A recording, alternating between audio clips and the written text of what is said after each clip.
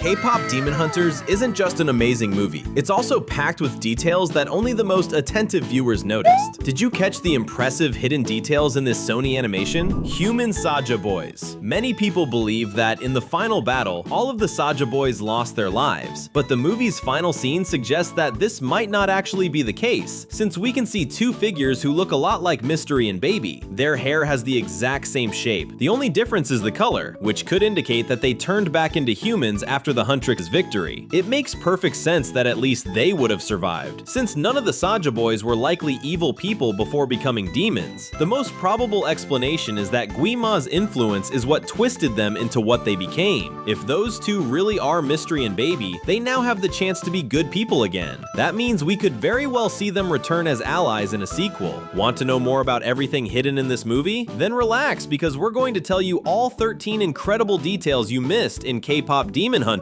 So grab your popcorn and get comfy on the couch. Another Cinewave is starting. Tiger Hoodie Derpy, the magical blue tiger who stole the spotlight in the movie, shows up even in the most unexpected moments. In the final scene of the film, Zoe appears wearing a hoodie that, for some reason, is printed with an image of Derpy the tiger. It's really cute, but it also becomes a bit strange when we remember that Roomie was the only Huntress who ever interacted with the tiger. So why does Zoe have that hoodie? This point was left a bit unclear in the movie, but a deleted scene gives us the answer we were looking for. The scene shows that after BLUEY'S defeat, Roomie introduced Derpy and Susie to Zoe and Mira. Since both animals used to belong to Junie and he is no longer alive, the Huntress adopted them, and Zoe became especially fond of Derpy. Now it makes sense that she would buy a custom hoodie with the tiger's face on it. Survivors. We said earlier that Mystery and Baby appeared alive after the final battle, but maybe you think that sounds like nonsense. After all, the movie clearly shows both of them being killed during the fight against the Huntress, right? Wrong. Anyone paying close attention would have noticed that things didn't quite happen that way. The last time Baby is seen, he is standing next to Mystery. However, when the camera angle changes, Baby has completely disappeared and never appears again after that. As for Mystery, it looks like he is cut by Zoe right afterward, but the truth is that he evaporates just before being hit by her blade. So he didn't evaporate because he died, he did it to escape. With those two boys who look a lot like Baby and Mystery appearing at the very end, the theory that they escaped and turned back into humans after BLUEY'S defeat makes even more sense. Mystery's eye. Speaking of Mystery, something interesting about him is that his face is never fully shown throughout the movie, or at least that's what he wants us to believe. During the scene where the Saja boys sing Sodapop, for a tiny fraction of a second, Mystery's hair flips upward and we can see one of his eyes. Of course, you have to pause the movie on the exact right frame to catch it, because it's extremely fast and hard to notice. All that's missing now is a scene that shows the rest of his face, but that might be asking too much, right? Either way, let's hope that changes. If he really is still alive, there's a chance his full face could be revealed in a sequel to K-Pop Demon Hunters. The meaning of Saja boys. The idea of making the movie's villains a demon boy band is already brilliant, but the creativity of the production team didn't stop there. Even the name Saja boys has a hidden meaning that exposes the demonic nature of the group's members. The Korean word Saja has more than one meaning. One of them is lion, representing power and confidence, traits a boy band would usually want to project. But Saja is also a reference to Josung Saja, the Soul Reaper from Korean folklore. Basically, it's the Korean version of death that we see portrayed in many places, from movies to animated films like Puss in Boots 2. In fact, Josung Saja translates to messenger of the underworld, which is exactly what the Saja boys are. If you like this detail too, comment down below, #Saja. Divorce. Zoe and Mira didn't have their pasts explored in depth in the movie, since the story focused much more on Roomie. However, some details show that they deal with their own personal struggles, which could receive much more attention in sequels that will almost certainly come in the future. One example is Zoe, who is very likely the daughter of divorced parents. This can be noticed through a scene in the song Golden, in which Zoe is being held by two arms, each one trying to pull her in a different direction, one toward Korea and the other toward Burbank, a North American city located in California. In other words, besides being the daughter of divorced parents, one lives in Korea and the other lives in the United States, which forced Zoe to choose which of the two she would live with. Since Zoe became an idol, that means she chose Korea. Roomie's voice.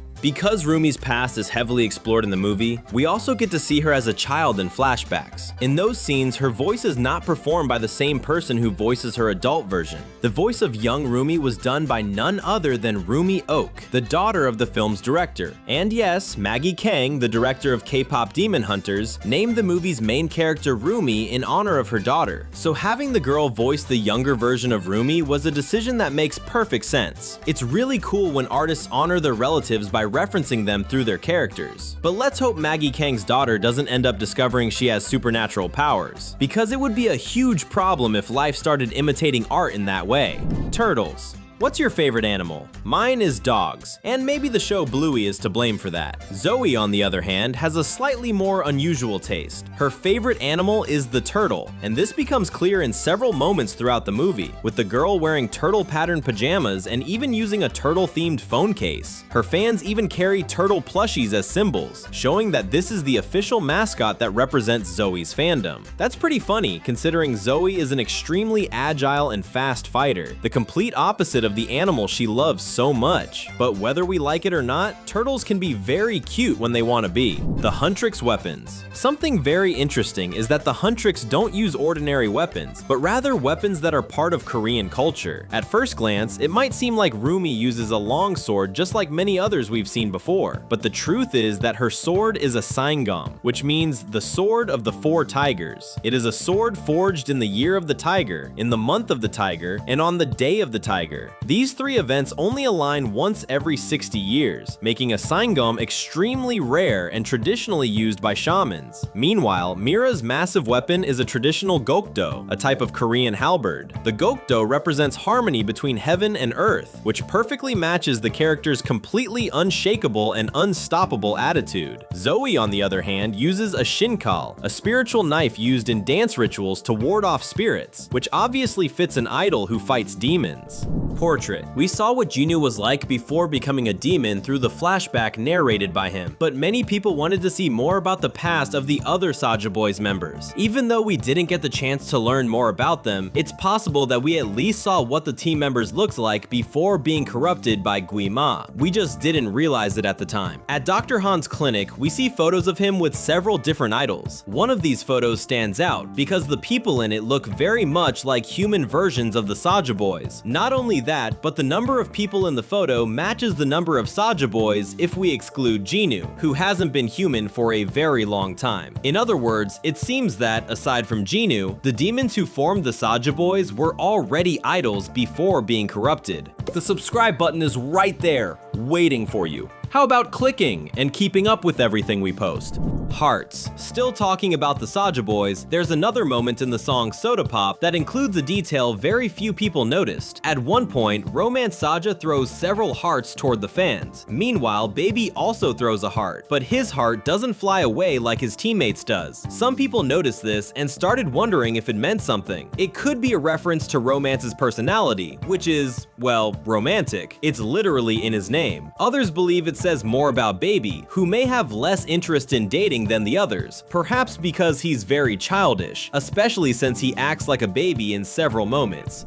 Sunlight Sisters. Past generations of demon hunters didn't get much spotlight in the movie, but the names their older groups used might say more about the story than we might expect. Roomie's mother was part of a group called Sunlight Sisters, which gives off a much more upbeat and hopeful vibe than Huntress. This could mean that the previous generation of demon hunters was far more hopeful, which makes a lot of sense when we remember that Roomie's mother believed demons could be good, and even ended up in a romantic relationship with one. The current generation, however, is far more intolerant toward demons. Roomie and her friends were taught that all demons are evil and must be exterminated without mercy. That's exactly why their group is called Huntress, a more aggressive name that directly references the word hunter.